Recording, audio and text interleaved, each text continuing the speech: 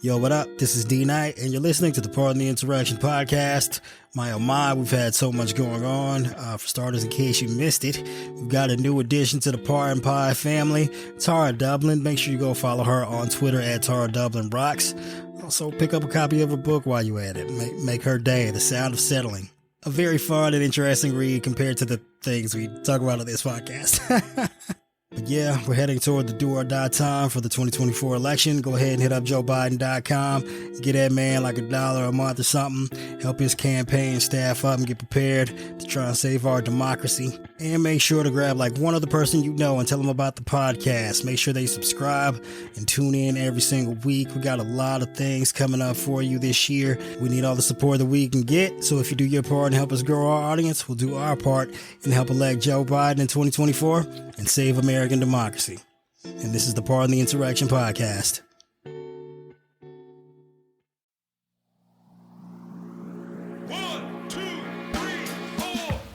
Hey, this is D Knight. This is Carol. This is Ty. And you're listening to the Pardon the Interaction podcast. All right, so we've got one last item of business to take care of after, it's just like last item on aisle 45 for us to clean up. The 2023 inaugural Donald J. Trump Shithole of the Year award. I know you've all been waiting for it out there because I promised it was coming. Donald J. Trump Shithole of the Year award. Our current nominees include, in no particular order, Elon Musk for all of his shitholery over the course of 2023 and destroying our favorite social media, Twitter. Ron DeSantis, currently the third most popular GOP candidate, running for president in 2023. Governor of Florida, nearly committed suicide by Disney. Marjorie Taylor Greene, as we discussed. Of course, Lauren Boebert is next. The handy woman who's punching her ex-husband in the face. She is like the reverse Deshaun Watson. You know how quarterback, I guess sports ball minute of the week.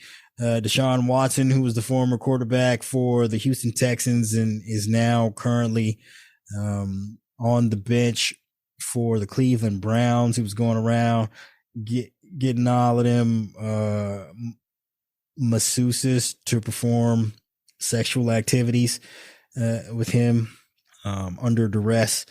She's like the reverse of that. She's like, I can't wait to go out here and grab and rub all these dicks.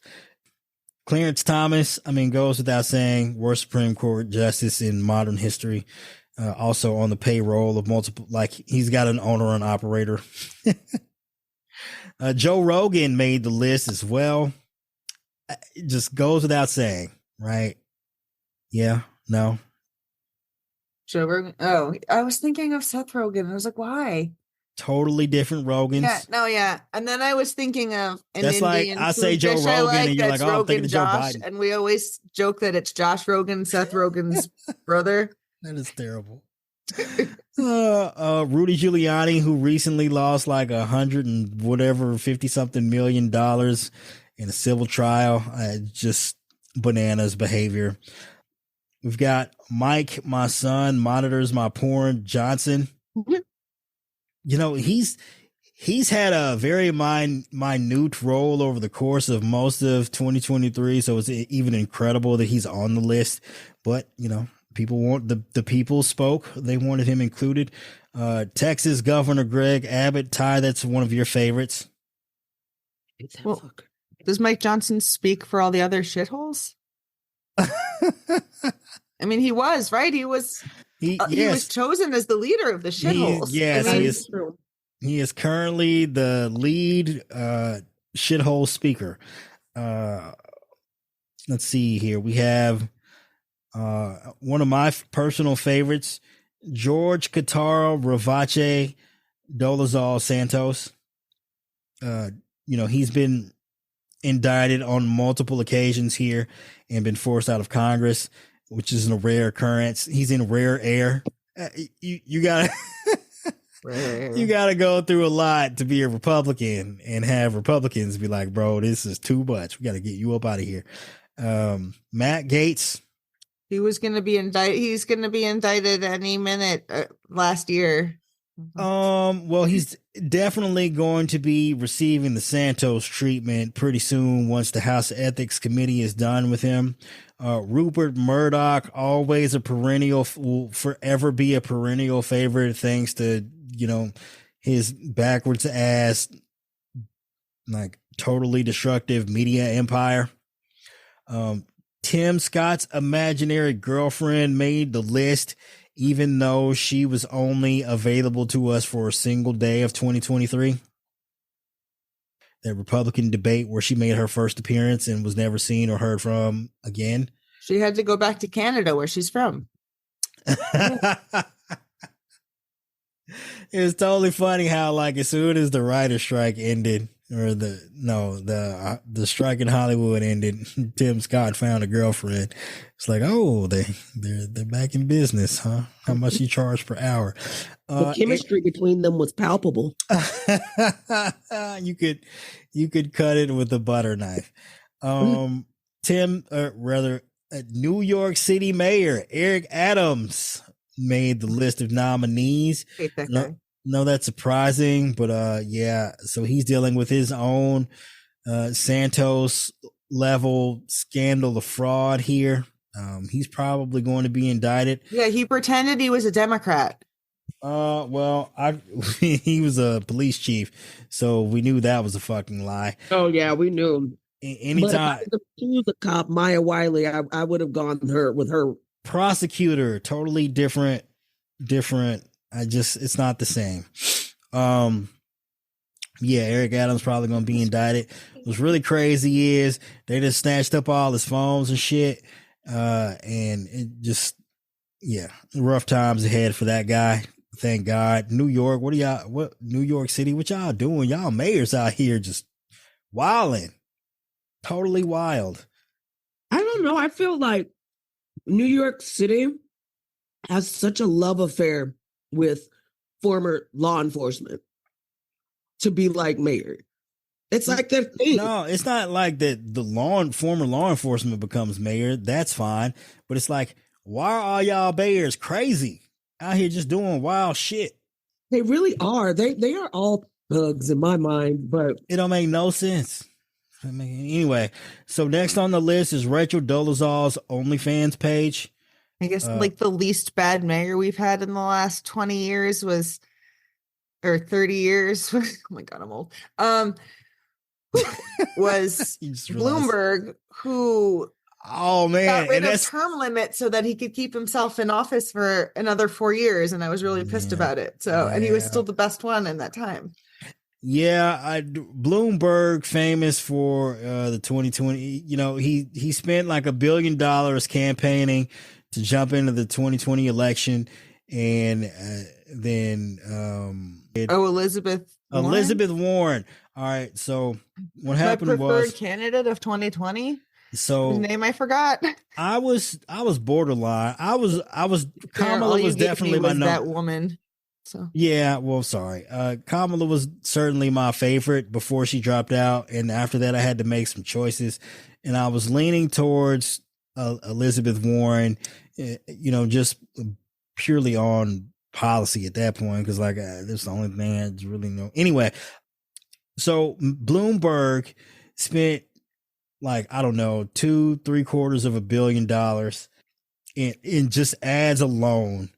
Working his way up to jump into the 2020 election, ended up flying to Las Vegas to perform on the debate stage for a night, and Elizabeth Warren took gasoline and matches and set fire to that $1 billion. He lost $1 billion in Vegas and didn't even make it to the fucking casino. So that was bananas. Anyway, on to the next person on the list. We've got, I don't know why Rachel Dolezal's OnlyFans page was on there. They're just that was a revelation. Just what did she pretend to be naked? No, she's got an OnlyFans page. I know. It's for real. Don't look that up, people. Kevin McCarthy, obvious shithole, just for everything, just for being a flake and everything. January 6th, being a Trump lackey, retiring from Congress to go do that, and then trying to overthrow the government. Just this dude. It is insane that it was a year ago that the debacle of him trying to get the gavel. That is how fast time had flown by. It is crazy, right? A year. He didn't make it a whole year. And then it took him 15 votes to get the fucking House speakership. And then he's like, just like that. He's like a episode of Sex in the City. Wow, man. Kevin McCarthy, the memories. And they're all bad.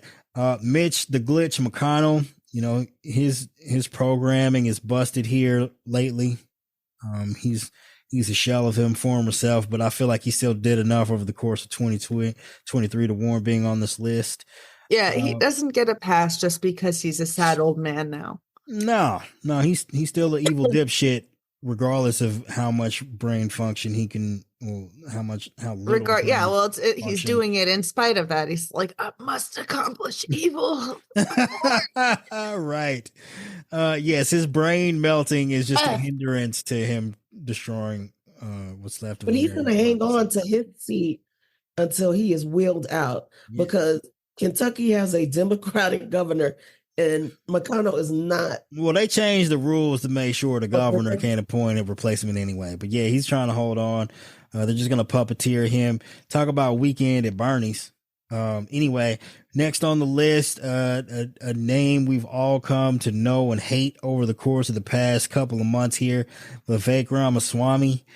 Everyone hates him, including everyone in the Republican Party. No more needs to be said. Harlan Crow, owner and operator of Clarence Thomas, right-wing billionaire. Leonard Leo basically fixed the Supreme Court over the course of the past 20 years with his billions of dollars. Fuck the Heritage Foundation. Leonard Leo, piece of shit. Mike Pence has made the list, of course, just for his asinine behavior and flip-flopping on January 6th and trying to run for president, even though members of his own party want him dead. Jim Jordan. He wants to wait till next time when they actually kill him. We will. Jim Jordan, of course, makes the list for it goes without saying, as well as James Comer, him and his asinine insistence on impeaching Biden, even though every time he accuses Biden of something that Biden hasn't done, we found out that he has, like, shell companies and loaning money to his brother, just insane.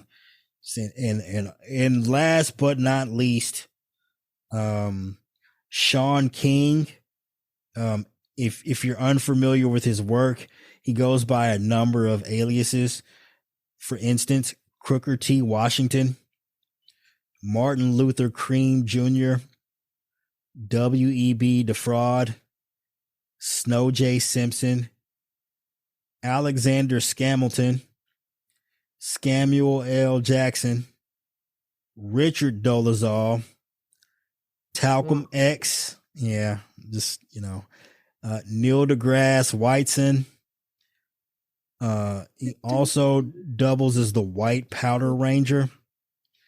Honky Kong, Mayo Angelou, Nelson Mandela, Milk Chamberlain, Albino Sharpton, Thurgood Marshmallow, T'Chaka the Whack Panther, Stevie Wonder, Medgar Nevers, and my personal favorite of his known aliases, Martin Luther Keyboard Jr. Many of us work behind the scenes to make that list happen. Yeah, so if you got any other potential nominees, I save them for 2024, 2025, I guess. Did we not have? Oh, wait. What about Texas? Did you throw in Texas? I don't mean the whole state of Texas, but those Greg Abbott and Ken Paxton, are they on there? Yeah, Greg Abbott's on there. I forgot to. Yeah, Ken Paxton definitely deserves a hat tip. And I noticed Clarence Thomas wasn't on there in his own right. You only mentioned him as part of the other one. Clarence Thomas was there. Still, I wouldn't award it to Clarence Thomas. I have to go with the Texas duo. Ken Paxton. Because as much as I hate a lot of the other people's ideals and think they're like assholes, I mean, Greg Abbott and Ken Paxton have led to many people dying like this year or in the last year. Like they're just not ideal. I mean, we've also got a couple of other people who probably should have been included on the list. RFK Jr., absolutely. Of all the individuals currently running for president in the 2024 election, only two have made their way onto Jeffrey Epstein's plane. That would be Donald Trump and RFK Jr. Joe Manchin, for all of his fuckery and retiring and winning the Senate or continuing to hold the Senate in 2024 a lot more difficult, because you can just slot in any Republican in West Virginia. They're gonna win that seat. Of course, Kirsten Sinema, for all her fuckery, and she's now an independent. She's probably gonna lose in Arizona. She's been so quiet lately. Yeah, she's got to keep a low profile because she don't even need people to know she exists right now, or is just gonna go all bad. But yeah, so Carol, you're nominating the Texas duo, Ken Paxton and Greg Abbott, for everything that they've subjected Texans to, including migrants and women, I would imagine. Yes, I was especially including both of those groups. Yeah, I feel like that you probably stole Ty's. Ty, do you have a nominee for the Shithole of the Year award?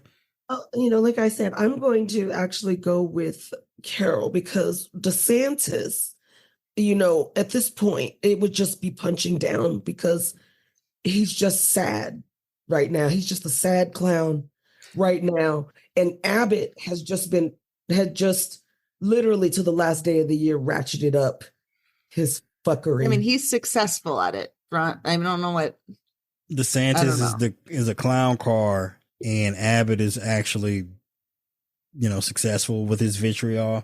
Well, I guess Abbott is actually trying to run his state, maybe, even if he wants to run it into the ground. DeSantis is he's running for president and, governing. Good luck having two fucking jobs. Yeah, for sure. Man, it's tough, but just given everything that we've gone through this year, I gotta give it to Elon, just personally. But since this is what's my favorite toy? I mean, yeah, just breaking Twitter and everything. He's all the insane shit, this insurmountable insane shit that he's been saying, and he, just, oh my God, this guy, man, just ruining and just ruining everything, destroying car companies and shit, and destroying social media as we know it, fracturing microblogging. Just this guy. But I'm with you on the fact that in terms of direct measurable harm, Greg Abbott is pretty far up there. So along with Ken Paxton, Pardon the Insurrection hereby awards our first inaugural Donald J. Trump Shithole of the Year award to Texas Governor Greg Abbott and his lowly stooge, Attorney General Ken Paxton. Congratulations. You two can take this trophy and shove it up your asses. All right, kids, we got a little sports ball minute of the week to get to. We've actually got two instances of a sports ball minute of the week. We got a little double dose. I mean, it's actually quite funny. It's such a moment that we could practically get Sports Ball Minute of the Year going here, and it's only January. I don't know. I got caught up watching an ad for right. Foundation. All right, there we go. Foundation on Apple. That show was dope. That's my shit. No, for makeup. Oh no, I don't like that. You're already beautiful. You don't need any. Thank you. Yeah. All right. So sports ball minute of the week. So last week on ESPN College Game Day, one of the hosts, Reese Davis, and this is a gentleman that I'm very fond of in like the sports broadcast world.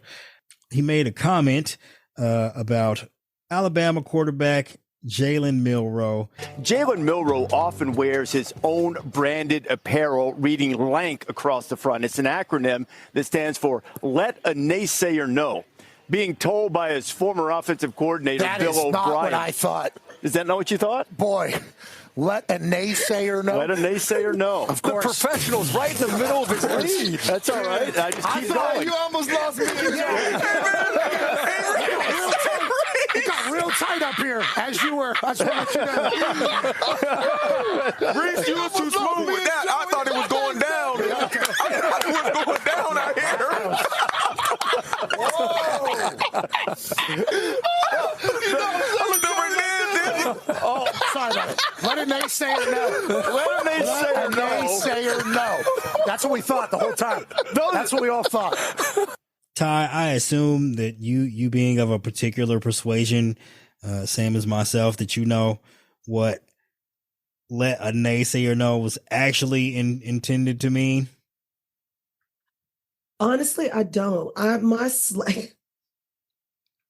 You don't? I mean, I can try to figure it out, but I'm like in my mind, like, or what I think it's so the implication there is that naysayer is not the actual intended reference that's being made there. It's like substituted. It's like when you do the clean version of rap lyrics on the radio, there's some words you can't say. So when you like let a naysayer know, what you're really saying is that you keep it's still the word still starts with the same letter. Still starts with the. I figured it out, Ty. It's the thing that she's asking you because I am not allowed to say that thing. Yeah. Yeah, they had a good time with that. Yeah, the internet exploded, of course, upon that event happening. Took over sports Twitter it really took over Black Twitter for a minute. You know how they hold up the little sponge, like they cut to the SpongeBob thing and it says the word and you're like, the way they do it is normally it's like the other N word, but this time they cut to the SpongeBob thing and it's like naysayer. Yeah, I thought that was pretty fucking hilarious. So, we've officially changed the tagline to this podcast, to the podcast that lets a naysayer know about January 6th. Yeah, got a good giggle out of that. All right, we have one more sports ball minute of the week. So also, over the course of this week, one quarterback of the New York Jets, formerly of the Green Bay Packers, Aaron Rodgers, made his weekly appearance on the Pat McAfee show, also affiliated with ESPN. And he had a lot to say. So we'll just play that clip real quick. Don't deserve it. I will say, Pat and fellas, that if the Super Bowl is Baltimore and San Fran, and I'll tell you what, that Super Bowl 59 emblem better have jet green on it, because I know you've seen that one, Connor. That's a real interesting. Yeah. Well, let's not get into that today. What are we talking about? What happened? What's the Jet 59? What you just tied the Ravens and the Niners? Don't worry. In the Super Bowl 59 into something. Well, not like the logos, the team colors that have been in. Look at the colors. Super Bowl. Mm-hmm. The Ravens and the Niners. It's purple. It's red. Mm-hmm. Bring it up, Foxy or somebody back there. Seats on it. Bring up Super Bowl 58. You'll see it. The emblem. Put it on the screen. and then bring up 57 and 56. Does that have something to do with the Epstein list that came out? Feels like That's supposed to be coming out soon. Look, this guy's been waiting in his wine cellar. Yeah. I've been waiting in my wine cellar for this thing. A lot of people, including Jimmy Kimmel, are really hoping that doesn't. All right. Obviously, a clip from this particular program was run on Jimmy Kimmel's show whenever Aaron brought up the list, and then Jimmy mocked him for it. Mm-hmm. Aaron has not forgotten about that, but here we are, sitting right in front of that nice bottle of scotch. Mm-hmm. What do you say? I'm waiting to celebrate something. Oh, yeah. Something He's been waiting That's for the one. You've been waiting for that.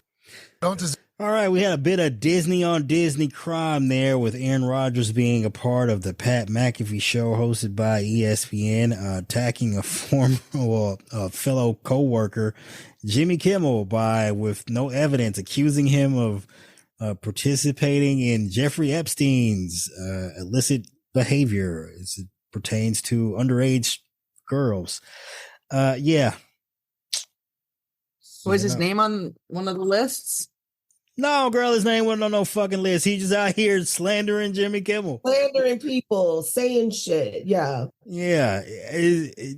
Am I like between the three of us, am I the only one who heard that when it happened in real time? No. I mean, I heard the accusation and did not care to verify it because I was going to wait for the list to come out. No, this is Aaron Rodgers, who at this point we all know to be basically, YouTube rabbit hole conspiracy theorists. He's been dropping these breadcrumbs for a long time. Well, he, got a little too lax and is out here accusing coworkers at a Fortune 500 company publicly of being pedophiles, which some you don't do, especially with no evidence, because you can get sued. Indeed. Yeah. As he should. Right. Yeah, that was pretty fucking wild.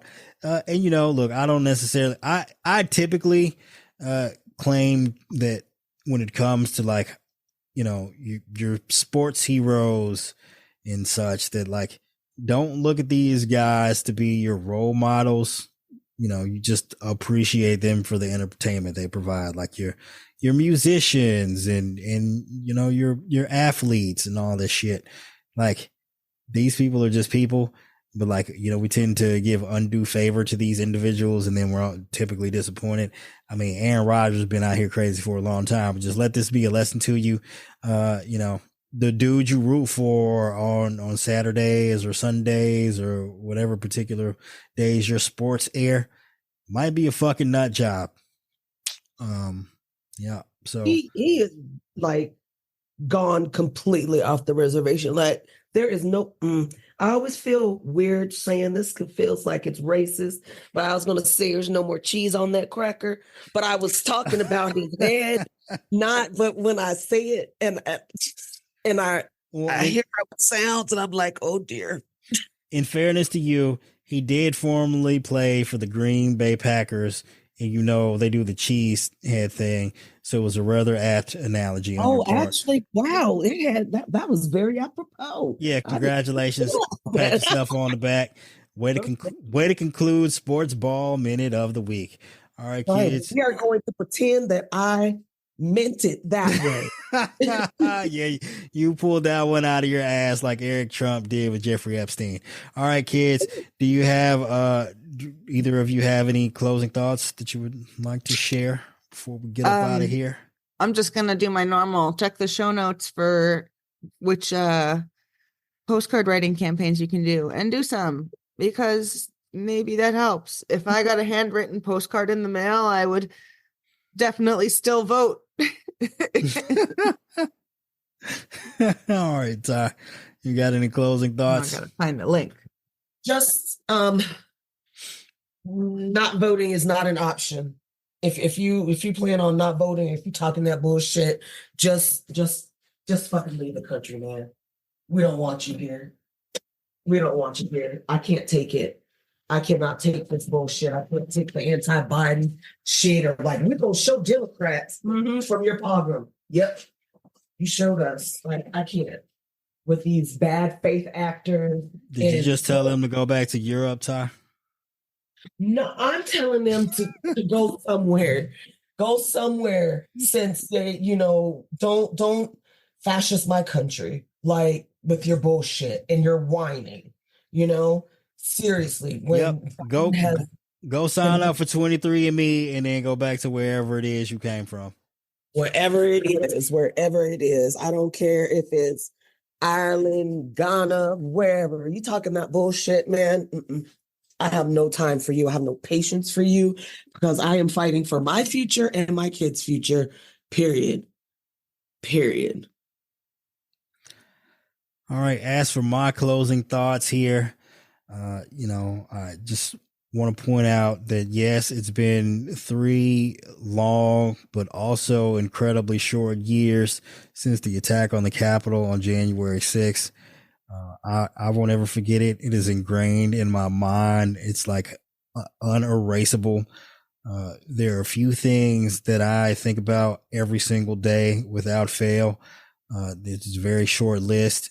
January 6th is one of them. It's something I constantly obsess over and think about and have concern about, because I know that even though the attack on the Capitol on January 6th failed, a coup that goes unpunished is just a training exercise.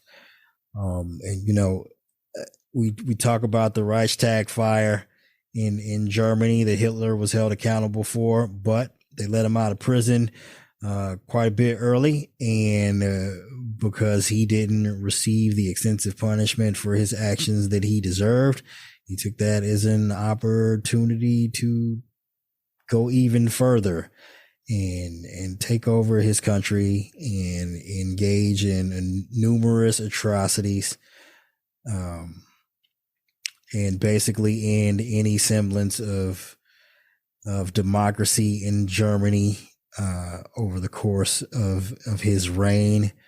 And look, history isn't there for us to just it's not there just for us to study, to understand facts and times. It is there for us to understand principles and lessons and learn from them so we don't repeat them again. And I'm going to do my best to make sure that America learns from Germany's mistake and we punish our insurrectionists and make sure they're held accountable so that we don't end up losing our democracy in the same fashion. That concludes this episode of Part of the Insurrection. Don't deserve it. Whoops. And that concludes this episode of Pardon the Insurrection. Perfect.